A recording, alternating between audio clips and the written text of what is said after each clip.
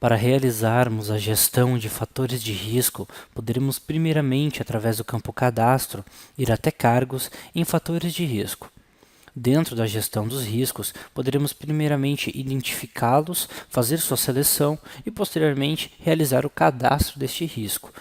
Como podemos visualizar, os riscos vão ser dialogados através da NR15, NR16, Portaria 518/2003 e NR17, do qual, primeiramente, ao filtrarmos uma empresa, um setor e cargo, poderemos identificar este risco.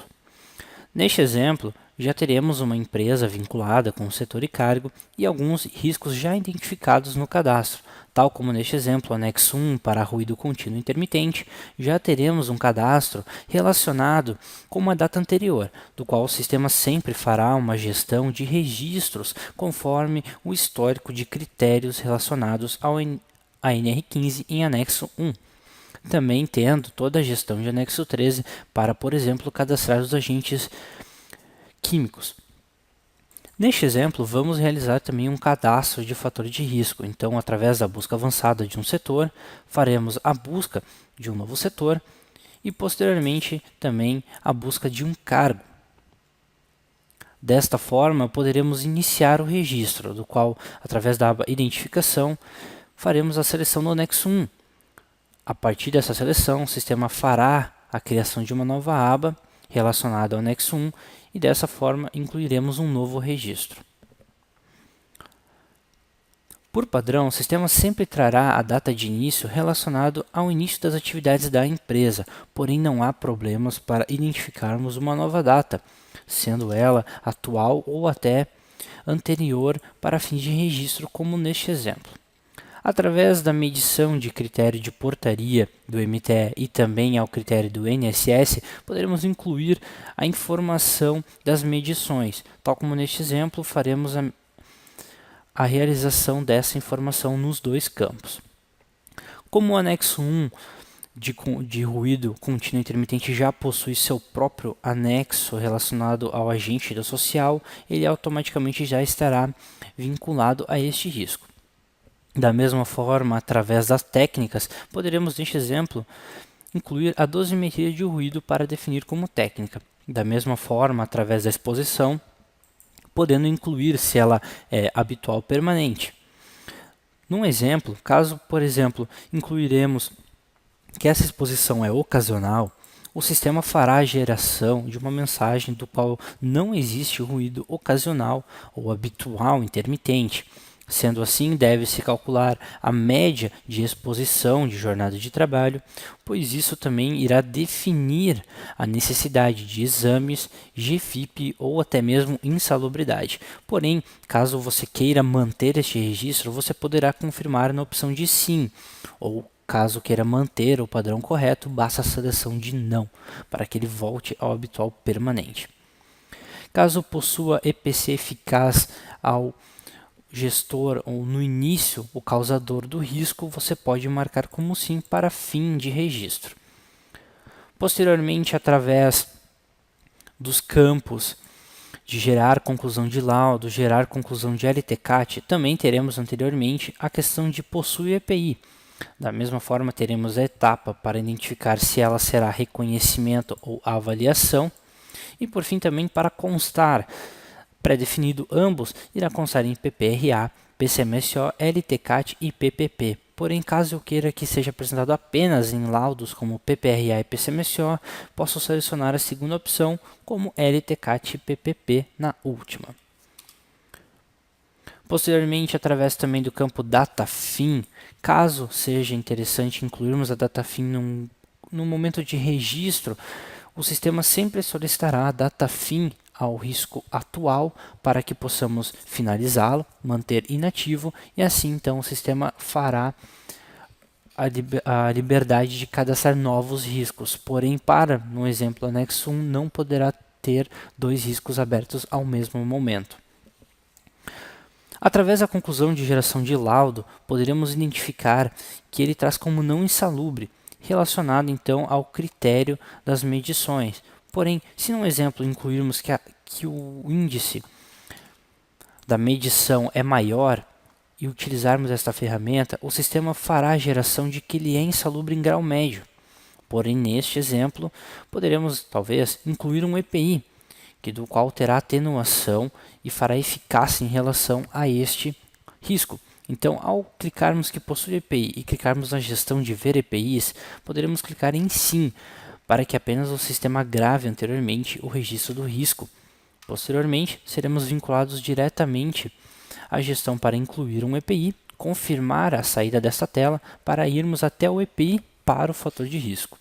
Sendo assim, poderemos procurar o nosso protetor, ou indiferente do risco, o seu próprio EPI, e gravar ele posteriormente a incluir também a data de início, a questão da quantidade, caso para fim de registro, incluir a data fim. Ao gravar, como incluirmos no primeiro momento, que é uma data anterior retroativa, o sistema irá identificar que ele precisa ser incluído automaticamente também a data fim, pois como incluirmos uma data anterior ao início das alterações dos critérios, teremos que incluir por fim de registro, que veremos posteriormente. Aqui poderemos gravar e confirmar o passo. Ao sairmos dessa tela, poderemos visualizar que agora o sistema possui um EPI e que automaticamente gerou a conclusão de laudo como não insalubre. Caso desmarquemos a opção de EPI eficaz e ao gerar novamente, ele voltará a ser um risco de insalubridade a grau médio. Posteriormente, marcando novamente, gerando, ele deixa de ser insalubre. Através da consideração acima do nível de ação para o PCMSO, caso o risco não seja acima do limite de tolerância, poderemos marcar a opção para que ele considere apenas a sua apresentação no laudo de PCMSO. Posteriormente, poderemos também gerar a conclusão do LTCAT para identificar que a GFIP dele foi zerada e estará então identificada como zero.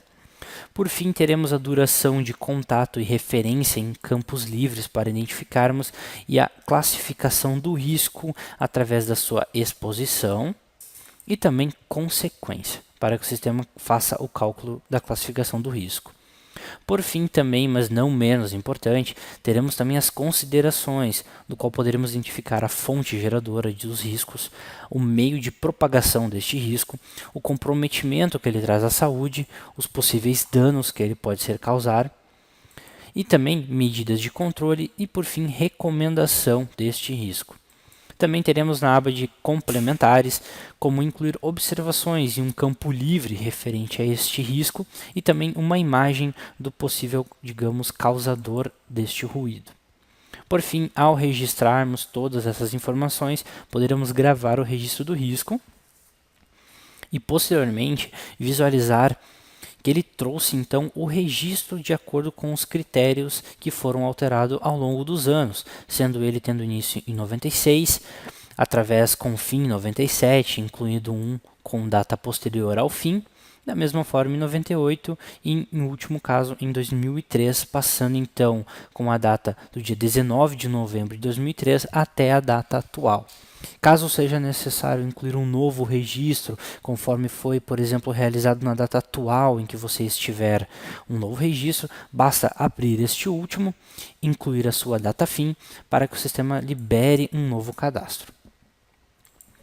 Posteriormente, o que poderemos utilizar é um exemplo do anexo 10 em umidade, do qual, ao selecioná-lo, novamente será liberado a aba e poderemos incluir um novo registro, do qual automaticamente já teremos o vínculo relacionado à umidade do anexo 10, o agente social já predeterminado e também poderemos então incluir a técnica, a exposição deste risco e também se ele possui EPC eficaz, se há uma etapa de avaliação ou reconhecimento.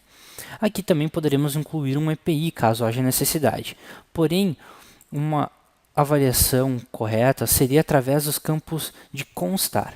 Por padrão, o sistema já traz que ele será constado em PPRA e PCMSO. Porém, caso eu queira que seja em LTCAT ou PPP, poderemos selecioná-lo. Porém, vale a informação de que, através da mensagem é dada que, segundo o anexo 4 do Decreto 3048/99, não existe enquadramento na legislação previdenciária para este fator de risco. Porém, você tem ainda a demanda de poder confirmar esta informação ou manter conforme o correto, clicando em não, para que possamos determinar apenas em PPRA e PCMSO.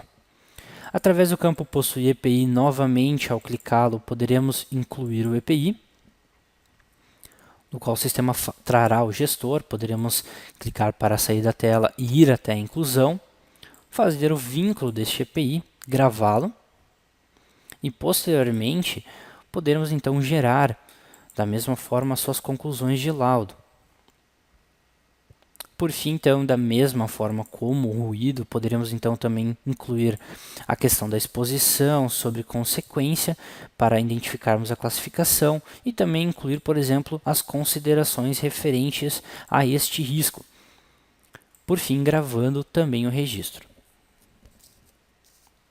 Em um outro exemplo que poderemos utilizar, poderá ser realizado através do anexo 14 para agentes biológicos. Através dessa demanda, ao incluirmos um novo registro, da mesma forma, poderíamos primeiramente incluir a data início, fazer a busca através da pesquisa avançada de todos os riscos biológicos. Neste exemplo, utilizarei o fungo, bactéria e vírus. Posteriormente, incluindo uma forma de técnica, a exposição sobre este risco, e da mesma forma, podendo incluir neste exemplo o EPI. Até poderemos no primeiro momento selecionar o agente equivalente, também, é claro, não esquecendo de puxar a etapa, sendo ela avaliação e reconhecimento, e se ele irá constar em ambos os documentos ou apenas nos dois selecionados. Através do campo possui EPI, poderemos incluir o novo EPI, do qual através da gestão, então, poderíamos fazer a busca dele. Tanto os atribuídos, caso não haja, nós poderíamos clicar na opção de mostrar todos os EPIs, puxar a lista através do nome e fazer a busca deste EPI. Ao então fazer a sua confirmação, poderemos gravá-lo. Agora, neste exemplo, caso utilizamos o EPI, ele por padrão não virá como EPI eficaz.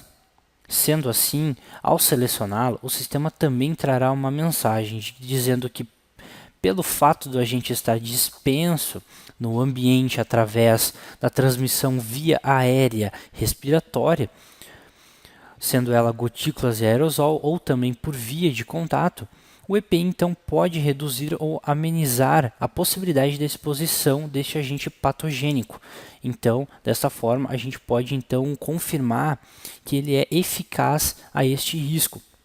Sendo assim, o sistema então liberando a forma para que a gente possa cadastrar e gerar a conclusão do laudo. Sendo ela, caso não seja eficaz, o sistema fará a geração da informação, porém, como não há enquadramento, a gente pode selecionar e gerar a conclusão. Posteriormente, também gerar a conclusão do LTCAT. Por fim, também, como padrão, incluir a exposição e ter a classificação do risco. Posteriormente, então, gravando esta informação novamente. E neste exemplo, então, dando fim e conclusão à gestão dos fatores de riscos através do sistema.